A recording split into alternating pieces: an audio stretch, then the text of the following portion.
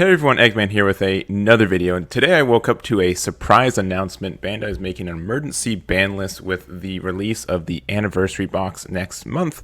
I know that's been a really highly debated topic for a lot of people, and just pretty much a debate that I haven't been part of, mostly because I haven't been able to play a lot of competitive lately this month, and I just don't know where stuff's at. I don't feel like I was a really good judge of what was still too good or was too bad, but I know, I read what a lot of people were saying, and kind of the consensus from some people were that the ban list didn't hit enough, and for a list that they were claiming to be wide sweeping, that was it. But I would even say, like, if you watch my old video, they hit a good amount of things, but not everything that was kind of on my bucket list of items.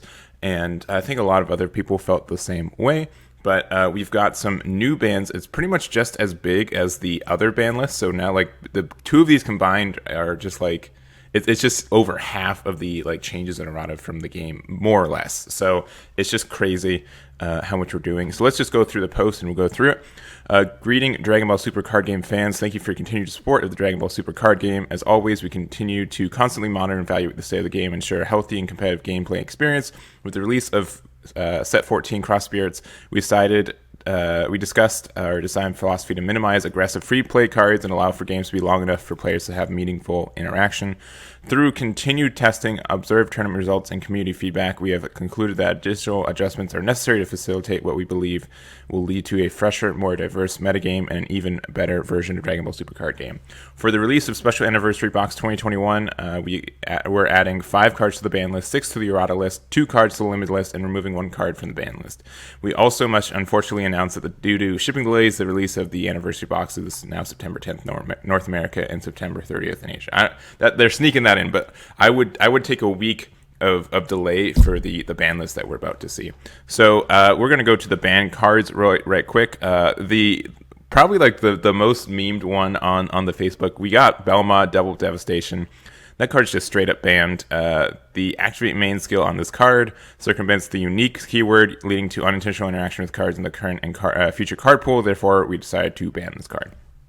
I totally understand that. In my point, if I haven't had an official stance, but if I was to lean against this card existing or not existing, I would just straight up say that this card doesn't need to exist in a lot of ways. And I think it's kind of right on, where it lets you just kind of reset your board a lot of the time and just really just extend your plays a lot more than it should be. And I think it's just a card that was okay on design, and then it just kind of got broken with how things are. That's my opinion, but we'll move on. Mercenary Tau, Unequaled Assassin, banned. This card can create significant aggressive pressure without an energy cost. Therefore, we decided to ban this card. All right, I don't know. It's fine. None of the cards that are banned am I upset with, and most of these are just kind of extenders that just pretty much give you, in my just an additional amount of advantage when you're already doing well with little to little downside essentially. So Mercenary Tau, I'm okay with that card leaving as well. We also have Bardock the Resolute. This card was previously on the limited list. The current environment makes it easier to draw many cards in a single game. Drawing one of this card is enough to create significant aggressive pressure without an energy cost. Therefore, we decided to ban this card. This card's been through a lot. It's had I don't know, I can't remember if it was an errata or like a ruling change, but then it got limited and now it's just banned outright. This card is pretty strong. Just being able to 15k double strike that essentially has dual attack is incredibly strong, and especially in a metagame where we're having a lot more counter skills, and having that interaction. This just kind of punishes you for doing that, and that's really the big thing you have against red too, where you need to be able to interact with him. And if red can't, I don't know, if red's just really aggressive and you try to counter them, then you just get punished for doing what you need to do to survive. And I think that's kind of, I don't like this card. I think it was a little bit too overtuned. The fact that you could play it on your opponent's turn when they take life with their own effects, I think is kind of weird. And I'm happy to see this guy go. Next up, we have Son Goku, Power of Legend. This card can create significant aggressive pressure without an energy cost. We decided to ban. Okay, so pretty much the same thing. I think this card is a little overtuned, and it's essentially it's a green card, right? And if you know me, I'm really into hand destruction archetypes, and I think this was I don't know, a bit of a card that just kind of pushed that extra aggression. This could easily go for like 2 for 1, where you can just play it for free when your opponent discards the card. You swing in to give something like minus 15k. Not minus 15k, to give something like it's a 15k crit swing, which is just great, which means that either your opponent has to discard another card or they have to just take crit damage, which means they, like, either way, your opponent's losing cards from this card just played for free. And then also being able to just warp something from the board too. I kind of like wish this card was limited, but I understand why. I'm not going to make upset about it, and it's fine. If this card had to be banned for the rest of it to get banned, that's fine. I understand why it's in that category. Next up, we've got Mecha Frieza. This card's banned.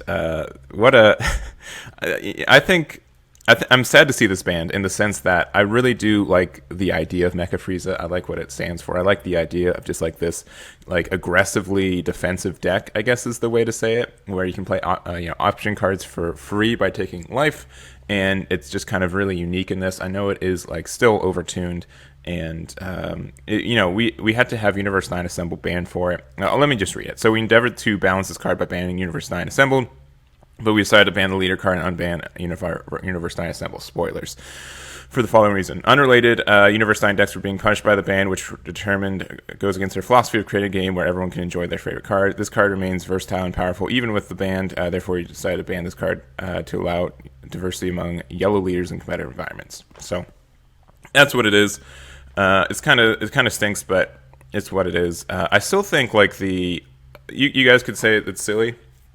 I still think like the old leader is still fine. It still has some things that work for it, and I think you can try to do that. I think the only thing that makes me a little upset is that like Mecha Frieza has this whole archetype that ties around to being Mecha Frieza, and you just can't. I don't know where that is right now. Not that it was ever competitively viable, but it's always kind of weird to see like a leader for an archetype just like transcend its archetype and then like being banned so the archetype doesn't work anymore. Kind of like how Yellow Broly was the same way. They kind of have this whole Yellow Broly archetype, and it's just like, oh, this card's universally just too good, so we have to nerf it a little bit. But that's what it is. I wanted to see what they're going to do with this. Are they going to make like another Mecha Frieza in the future, see if they can balance it a third time? But it's okay. I like this. I play this leader quite a bit too, and this is probably my favorite like meta leader, but I'll be okay without Mecha Frieza. All right, limited cards. DB3 King Piccolo New Ruler. This card greatly contributes to oppressive red deck aggro gameplay patterns. In order to mitigate this, we decided to limit this card. I'm okay with this. I don't like this card either. I think it's just very aggressive, and like any other card that they've tried to make that's like this, they've always made it like a little bit nerfed version of it. So I know a lot of people kind of feel the same way from what I've seen as well. So I don't think this is a big hit. You still get to play one, which is still fine. I'm fine with it being at one. I think also my only thing about limiting it to one is that you'll really only play one per game anyways, and it usually wins you the game when you play it. So, but that's fine. I'm not upset about it. But it's as long as it's going to be harder to find, and it's a little bit more lucky. But there we go. Next up, we've got Janemba. This card. So this is a bit of a weird deck, but not deck, but card choice, and it kind of goes to the same point where Skillless Janemba never really took off as a deck, and this was a key part for that deck. So limiting this one just is going to feel really bad for it. But they say this card greatly contributes to oppressive blue deck aggro gameplay patterns. In order to mitigate this, we decided to limit this card. I could be wrong. I could just not see it, I haven't really been able to play any Cross Spirit tournaments either.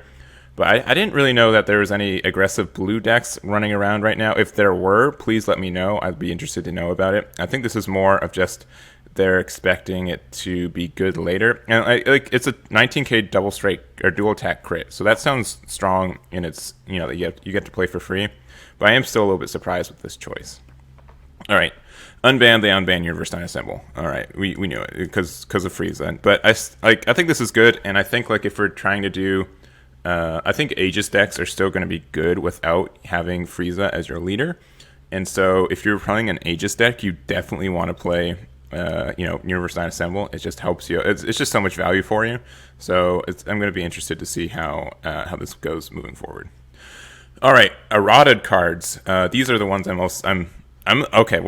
I'm excited about these, but so we got Planet Vampa, post errata text, active main once per turn. If your leader card is a red Broly card and you have no battle cards in play, so this is the errata part right here. And yeah, you can add one card from your life to your hand. Look top 7 cards from your hand to add whatever. It's pretty much the same. This allows Broly, the Awakened Demon decks, to produce additional attacks and disruption at a faster rate than intended. In order to mitigate this, we decided to errata this card. I think makes sense, but this is also like almost half a year too late. I haven't seen Red Broly being competitive for a while, and maybe I could be wrong, and maybe I'm missing out some results, but I'm surprised that they're doing this so late into the game, and maybe they're just worried that it's going to come back, or that Red's been a little bit over aggressive in the last year in general. But I think this is fine. But it was a weird thing to see on the errata list. But I guess we got to keep those planets coming. So we've got Planet Tuffle, post errata text field. If your leader is a blue baby card, you have no battle cards in play. So that's the same thing in that regard. And all your energy is mono blue. When activating a counter skill of mono blue cards with any cost of 5 or less from hand, reduce the energy cost of 1. Act as main once per turn. I think this is the same. Yeah, this is probably the same. With the adjustments to aggressive strategies, decks featuring Baby Spirit Tuffles can produce overwhelming amounts of defensive capability. So I had to apply the following errata to regulate the power of blue baby strategies. And so I kind of like this. And when I made my ban list predictions a month ago, one of my things was that I feel like there should be some kind of adjustment to Planet Tuffle. Nothing crazy, and mine was just having a hard limit 1 applied to the permanent, or something like that, where they could only do it once per turn. This more or less does the same thing, where you can counter thing, but it's a little bit more versatile in the sense that if you play like Mechiorp to counter, negate it. For 1, you get your energy back, and then they swing with something else. You can combo away the Mechiorp, and then next swing you can play another counter. So you can play around it, which is nice. But it's just definitely a little bit more.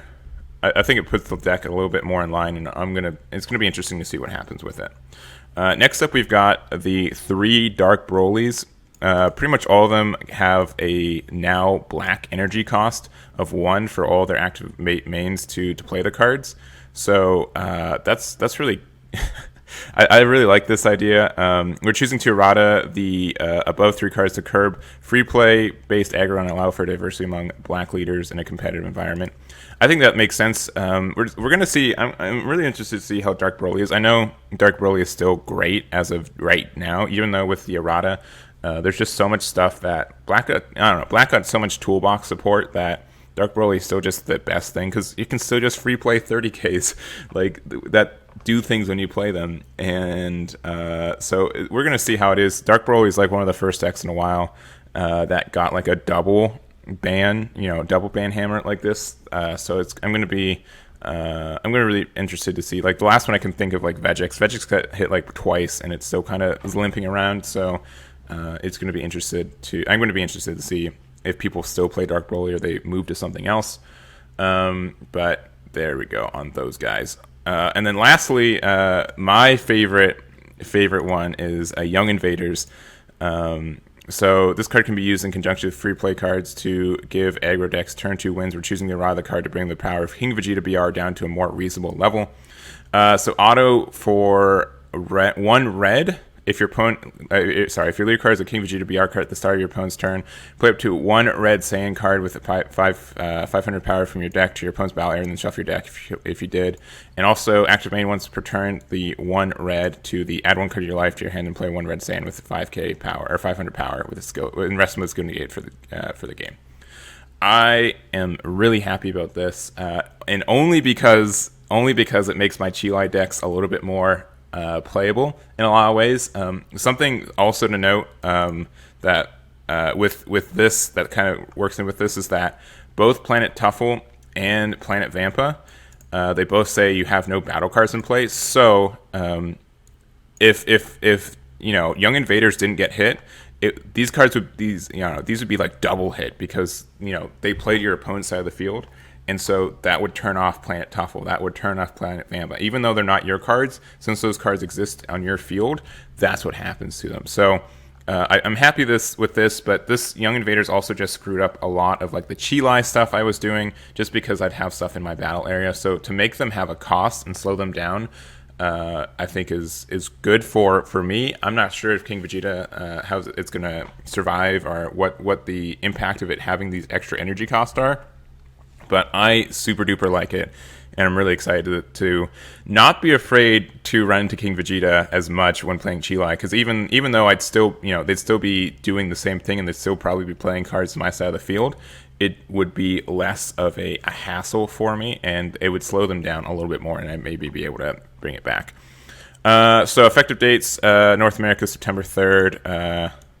From there, and then the next ban limited errata list is scheduled to be announced before the release at 15, and that is it. And so here's just a quick infographic. So these 5 cards are banned, these 2 are limited, these 3 are errated to have the extra energy cost, and these 2 are added for, actually I can just show it right here, unbanned, and there we go.